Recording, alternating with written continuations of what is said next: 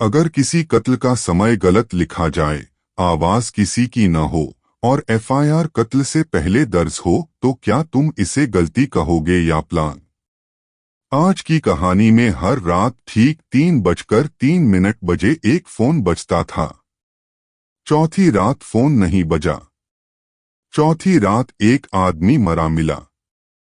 यह कहानी एक ऐसे घर की है जहां घड़ियां सही थीं, लेकिन समय गलत था। जहां 4 लोग मौजूद थे, लेकिन आवाज किसी की नहीं थी।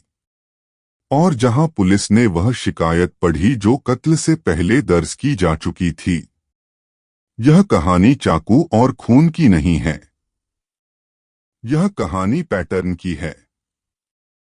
और पैटर्न कभी गलती से नहीं बनते।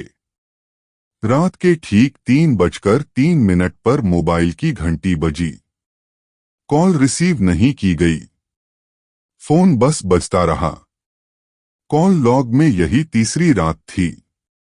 तीसरी कॉल, वही समय, वही नंबर। अगली सुबह घर के ड्राइंग रूम में एक आदमी मरा हुआ मिला। नाम था रोहन अग्रवाल। उम्र 48 साल। पेशे से इंश्योरेंस सर्वेयर। घर का दरवाजा अंदर से बंद नहीं था। खिड़कियां खुली थीं। कोई तोड़फोड़ नहीं थी। फिर भी घर में एक अजीब सी चुप्पी थी। पोस्टमार्टम रिपोर्ट में मौत का समय रात 10 बजे लिखा था। लेकिन ड्राइंग रूम की दीवार घड़ी रुकी हुई थी। ठीक 8:15 पर। बैटरी निकाली नहीं गई थी। घड़ी खराब भी नहीं थी। इंस्पेक्टर समीर चौहान ने रिपोर्ट पढ़ी और फाइल बंद नहीं की। उसने पहले घर को देखा, फिर घड़ी को, फिर फोन को। कॉल लॉग साफ था। 3 रात, 3 कॉल, हर बार 3:03 बजे। घर में उस रात 4 लोग मौजूद थे। चारों ने बयान दिया कि रात को एक तेज आवाज सुनाई दी थी, जैसे कोई गिरा हो। लेकिन चारों ने यह भी कहा कि आवाज उनकी नहीं थी। समीर ने सबसे आखिरी कागज निकाला। एफआईआर की कॉपी।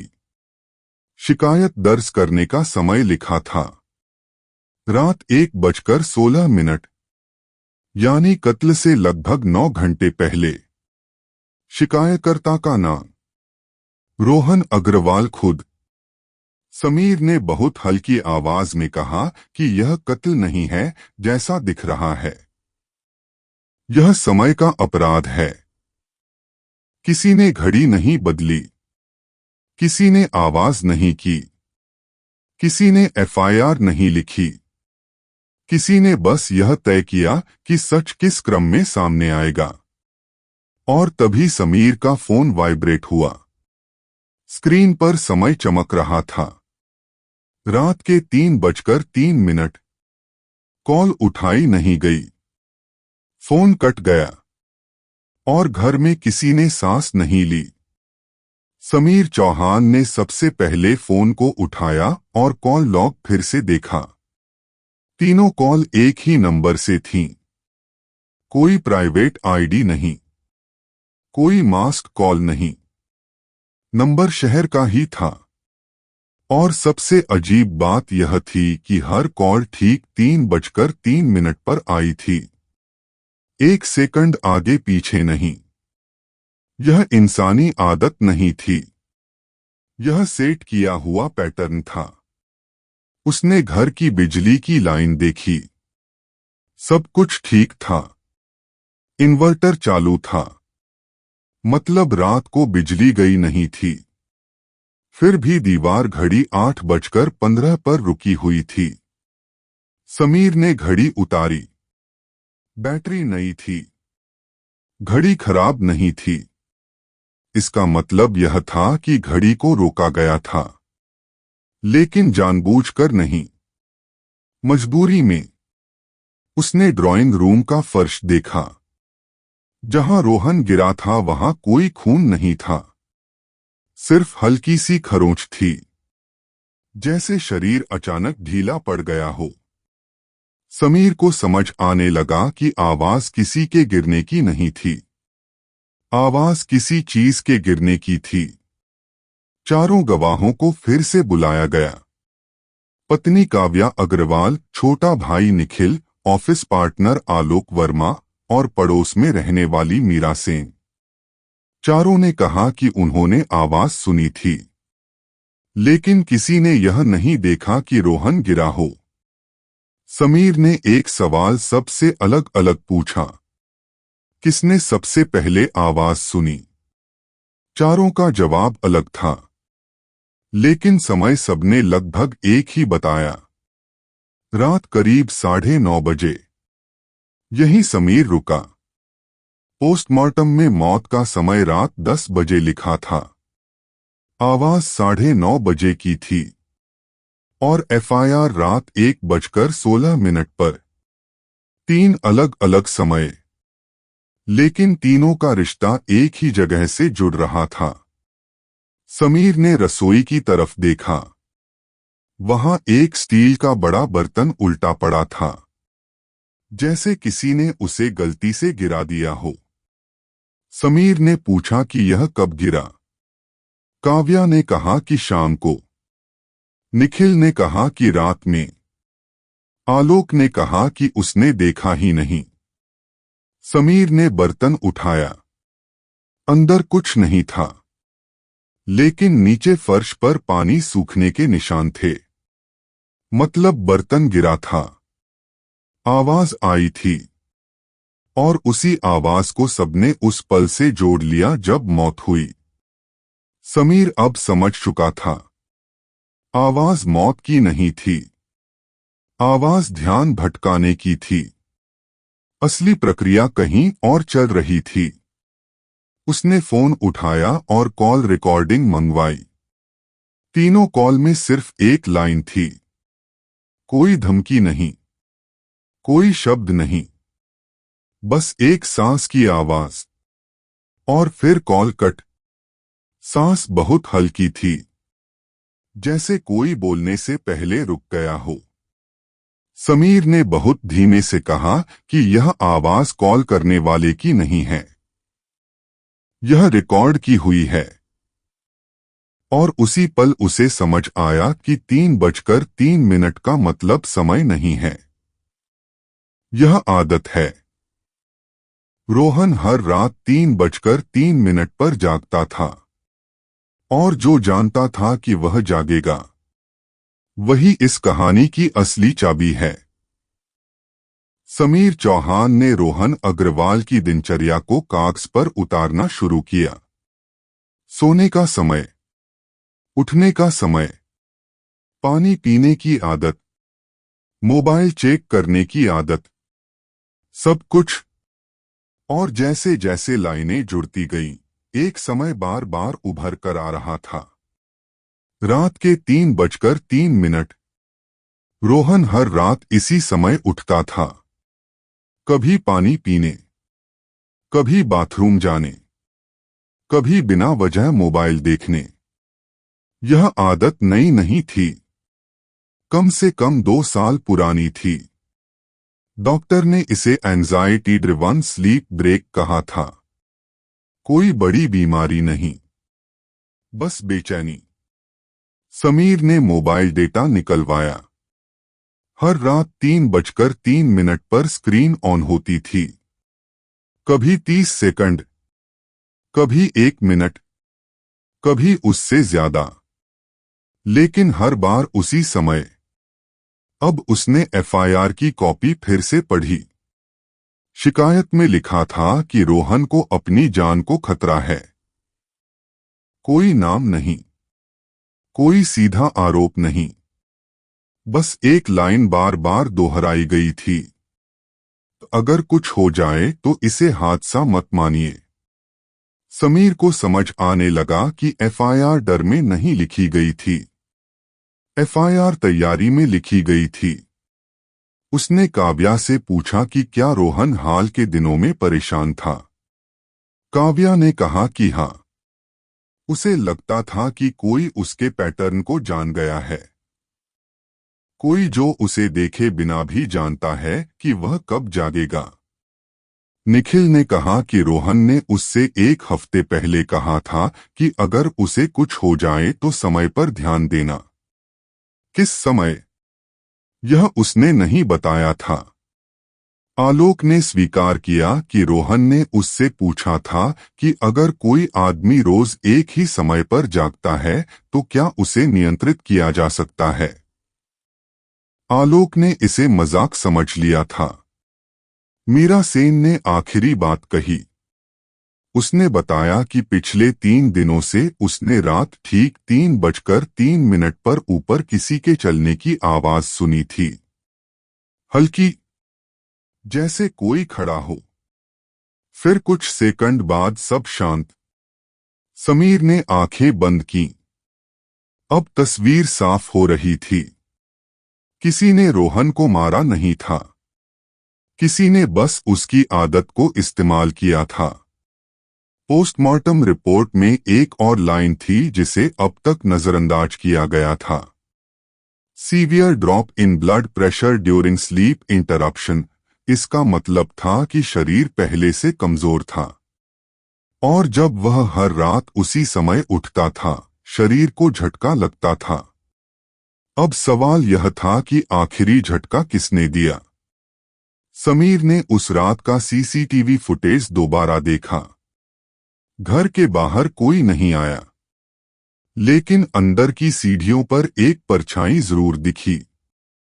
बहुत हल्की, इतनी कि आम आदमी उसे नजरअंदाज कर दे।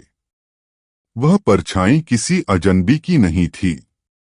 वह उसी की थी जो जानता था कि रोहन 3:03 पर उठेगा और जिसने एफआईआर इसलिए पहले लिखवाई थी ताकि बाद में सब कुछ संयोग लगे।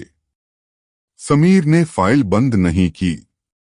उसने बस एक नाम अलग से लिख लिया और उस नाम के आगे एक समय 3:03। समीर चौहान ने उस नाम को जोर से नहीं पढ़ा। वह जानता था कि कुछ नाम तभी समझ में आते हैं जब उन्हें चुपचाप देखा जाए। उसने घर की दीवार घड़ी दोबारा देखी। 8:15। वही समय जब घड़ी रुकी थी। वही समय जब घर में सबसे ज्यादा हलचल होती थी। वही समय जब रोहन आमतौर पर काम से लौटा करता था। समीर ने पूछा कि उस दिन घड़ी किसने देखी थी। काव्या ने कहा कि उसने नहीं। निखिल ने कहा कि उसने ध्यान नहीं दिया। आलोक ने कहा कि वह ड्राइंग रूम में था। मीरा ने कहा कि वह उस वक्त अपने घर में थी। कोई सीधा जवाब नहीं था। समीर ने घड़ी खोली। अंदर की बैटरी सही थी। कांटेक्ट भी सही था। घड़ी तब रुकती है जब झटका लगता है, जब कोई चीज दीवार से टकराती है या जब किसी भारी चीज को अचानक रखा जाता है। अब समीर ने फर्श की तरफ देखा।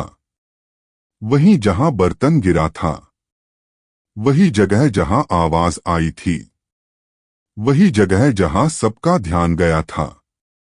आवाज का मकसद मौत को छुपाना नहीं था। आवाज का मकसद समय को बदलना था। समीर ने कहा कि रोहन की मौत 10 बजे नहीं हुई थी। मौत उससे पहले हो चुकी थी। लेकिन आवाज और घड़ी ने कहानी को आगे पीछे कर दिया। पोस्टमार्टम समय पर नहीं, शरीर की स्थिति पर आधारित था और शरीर उस वक्त पहले ही थक चुका था। अब एफआईआर का मतलब साफ था। रोहन को पता था कि उसका पैटर्न किसी ने पकड़ लिया है। उसे यह भी पता था कि अगर वह मरा तो लोग समय को गलत पढ़ेंगे। इसलिए उसने पहले ही शिकायत दर्ज कर दी ताकि बाद में कोई यह न कह सके कि सब अचानक हुआ। समीर ने कहा कि एफआईआर सुरक्षा के लिए नहीं थी। एफआईआर गवाही के लिए थी। अब उसने आखिरी बात कही। उसने कहा कि इस केस में कातिल वही है जो सबसे ज्यादा पास था। वही जो 3:03 पर जागने की आदत जानता था। वही जो घड़ी के रुकने को एक छोटी सी दुर्घटना बना सकता था। वही जो आवाज पैदा कर सकता था बिना दिखे। समीर ने किसी का नाम नहीं लिया। उसने सिर्फ इतना कहा कि कुछ कत्ल चाकू से नहीं होते, कुछ कत्ल समय से होते हैं। कमरे में कोई बोला नहीं, क्योंकि सब समझ चुके थे। और यही इस केस का सबसे बड़ा सबूत था। समीर चौहान ने केस फाइल बंद कर दी। कागजों में सब कुछ साफ लिखा गया। मौत प्राकृतिक कारणों से हुई। समय का अंतर मेडिकल एरर माना गया। एफआईआर को एहतियातन दर्ज की गई शिकायत बताया गया। कोई गिरफ्तारी नहीं हुई। कोई नाम चार्जशीट में नहीं आया। घर धीरे धीरे खाली हो गया। रोहन की तस्वीर दीवार से उतार ली गई। घड़ी ठीक कर दी गई। बर्तन वापस अलमारी में रख दिया गया। सब कुछ वैसा ही कर दिया गया जैसा किसी सामान्य मौत के बाद किया जाता है। लेकिन एक चीज नहीं बदली। हर रात ठीक 3:03 पर उस घर की एक लाइट अपने आप ऑन हो जाती थी। काव्या ने इसे इत्तेफाक समझा। निखिल ने कहा वायरिंग का मसला होगा। आलोक ने कहा पुराना घर है। मीरा ने कुछ नहीं कहा। समीर जानता था कि यह वायरिंग नहीं है, यह आदत है। उसने आखिरी बार उस घर का दौरा किया, अकेले। उसने ड्राइंग रूम में खड़े होकर घड़ी को देखा। समय चल रहा था। सही। उसने मोबाइल देखा। नेटवर्क ठीक था। उसने लाइट स्विच को छुआ और ठीक 3:03 पर लाइट जल उठी।